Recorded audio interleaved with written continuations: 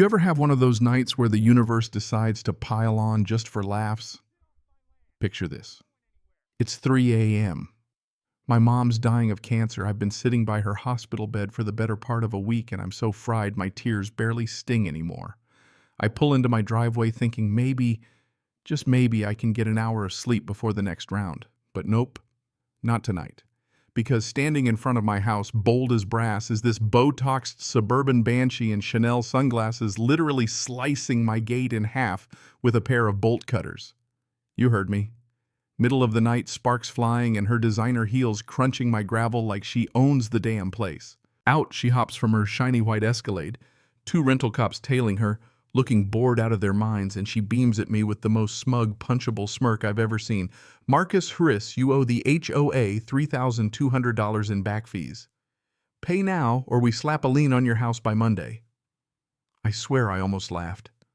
Instead, I just stared, dead-eyed and dead tired. "Ma'am, I'm not in your HOA. She gives this little cackle, calls me sweetie, then dead serious. "Every house on this street is ours now.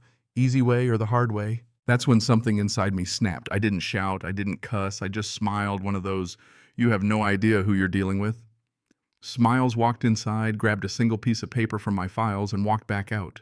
She looked at it. Her face went from Malibu pink to hospital sheet white in about 3 seconds flat. But hey, let's rewind because you need to know how I ended up in this mess. Name's Marcus Hendricks. 58 years old. Spent 20 years in Army logistics, moving stuff nobody wants and solving problems nobody else could. Before I got smart, got out and moved to Maple Ridge Drive.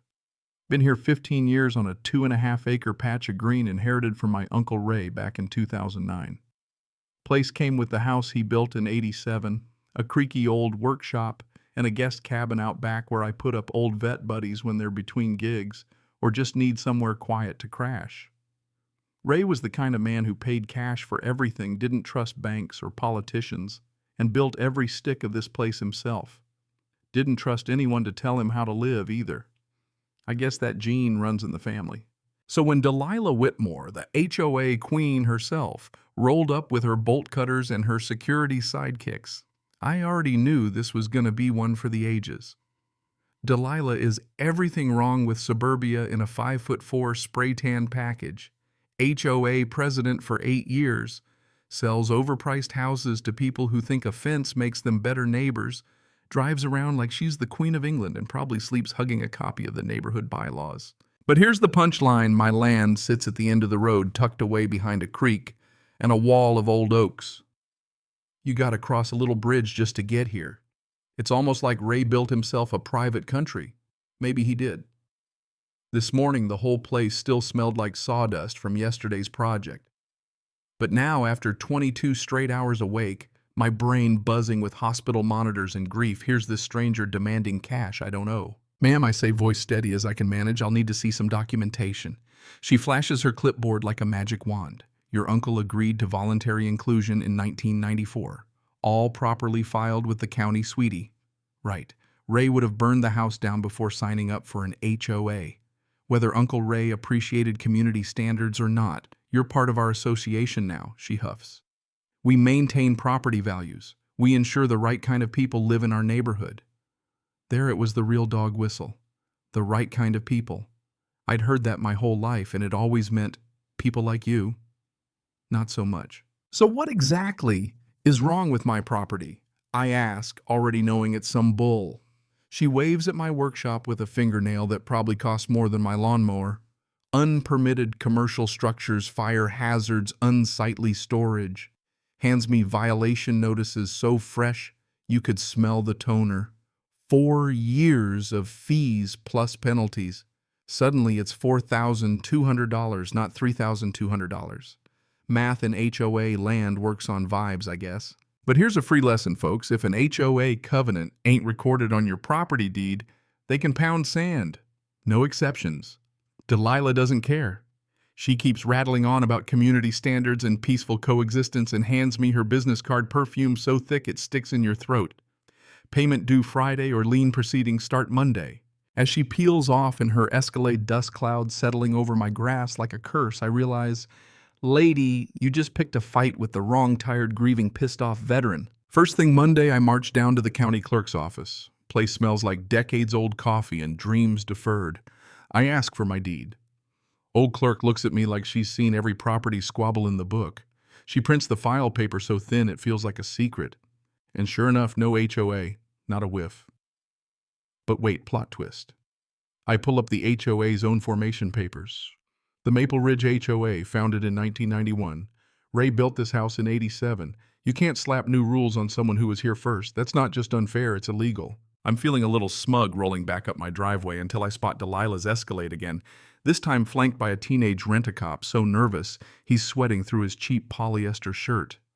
We're here for the mandatory compliance inspection, she declares, clipboard cocked like a pistol. This is Chad, our certified enforcement officer. Poor kid looks like he's drowning. Ma'am, you have zero authority to inspect my property, I tell her.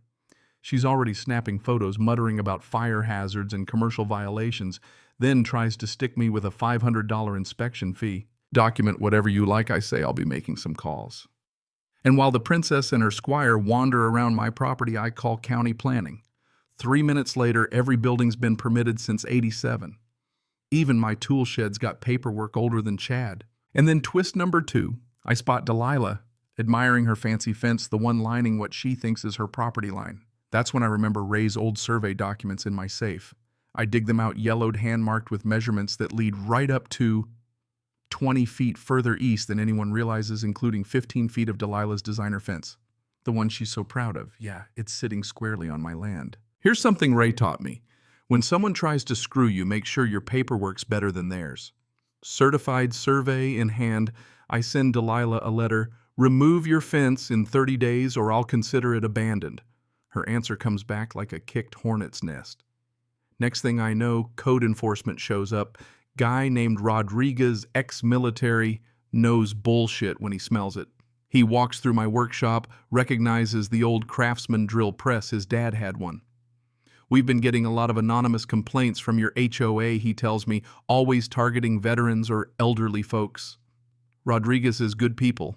Leaves with a perfect inspection report and a promise to bring his grandson by for woodworking lessons. Now I'm curious.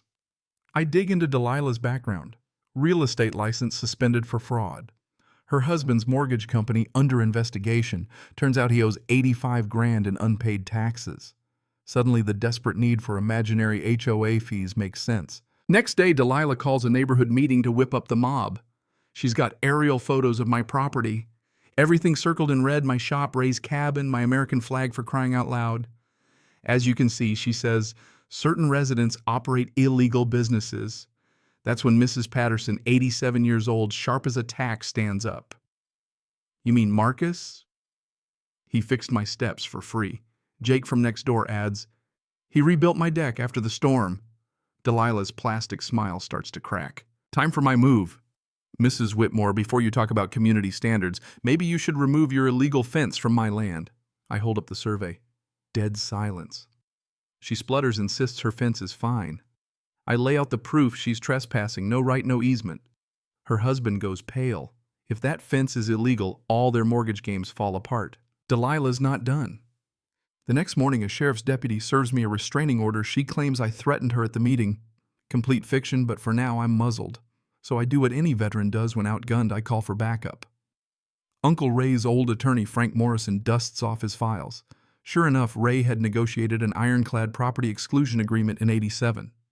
The developer owed Ray $50,000, and instead of cash, Ray accepted a guarantee his land would forever be outside any HOA, with a $10,000 penalty for every enforcement attempt. I'm sitting on a nuclear bomb. By now, I count 23 separate violations. That's $230,000 plus attorney fees. And there's more if the HOA tries to enforce anything. Their own formation documents become invalid. Ray didn't just protect himself, he set a legal bear trap for bullies. Meanwhile, Delilah ramps up the pressure. Mailbox, smashed workshop, broken into, tools stolen. I call Rodriguez. He says document everything. This is felony theft. Mrs. Patterson comes by with a casserole and a warning. Delilah's trying to paint me as an unstable vet. She's targeting everyone who stood up for me. Desperate people, it turns out, do desperate things. One night, someone tries to break into my shop again. Security cameras catch Delilah herself, with 2 men in tow, organized, not desperate. When I call Deputy Collins, he seems uninterested. Rodriguez later tells me Collins's wife works for Whitmore Mortgage. Watch your back. And just when I think it can't get crazier, David Whitmore himself calls desperate to end this. He offers me 30 grand cash to settle everything off the books. I let him talk, get it all on tape, mortgage fraud, extortion threats. Because tomorrow's HOA meeting is about to blow the whole thing sky high. The night of the meeting, the community center's packed. Rodriguez and the FBI are there undercover. Delilah stands at the front, strutting through a PowerPoint accusing me of violating covenants, presenting a forged document with Ray's signature. But Agent Walsh, FBI, pretending to be a new neighbor, asked to see the original. Delilah can't produce it. That's my cue. I step up, projector in hand. What you're looking at is a felony forgery. I put the real exclusion agreement on the big screen, county seal, original developer's signature, ironclad exclusion. The crowd gasps. Every harassment, every fake fee demand triggers a $10,000 penalty. And here's audio of Mr. Whitmore offering me a bribe. I play the tape, David's voice clear as day. Walsh stands, badge out. Delilah and David Whitmore, you're under arrest for wire fraud, extortion, racketeering. The handcuffs snap. Mrs. Patterson starts clapping, and for the first time in months, I let out a laugh that feels like freedom. 6 months later, things are different. The workshop's busier than ever. Veterans, neighbors, even kids learning to build and fix. Mrs. Patterson bought the Whitmore's old house at auction. The legal aftermath changed everything. The HOA's gone whistleblowers, protected, new laws in place. Delilah got 4 years, David got 6. Their empire built on lies burned to the ground. But the real victory, I used my settlement to set up a veterans woodworking program and a scholarship fund in my mom's name. We built a basketball court where Jake's hoop used to be an eyesore. We burned Delilah's violation notices for the barbecue. Now neighbors look out for each other. The annual HOA Horror Story Festival brings folks from 3 counties. People swap stories, learn their rights, and make sure bullies never win again. Uncle Ray always said, "The best revenge is living well and helping others do the same." He was right. The tools Delilah tried to steal now build hope for people who need it most. So here's the thing, and I want you to really chew on this. If you give petty people just a taste of power, how far do you think they'll go to keep it? Where's the line between keeping order and destroying lives? Is it ever justified to break the law in the name of community standards? Because sometimes the people shouting the loudest about rules are the first to break them. Drop your wildest HOA nightmare or your take on neighborhood justice in the comments. I read every story, and who knows, maybe yours will be next. And if you want to hear how a landlord tried to evict a military family during deployment and got wrecked in court, hit that subscribe. Until then, keep your paperwork tight and your neighbors closer. Cảm ơn các bạn đã xem video.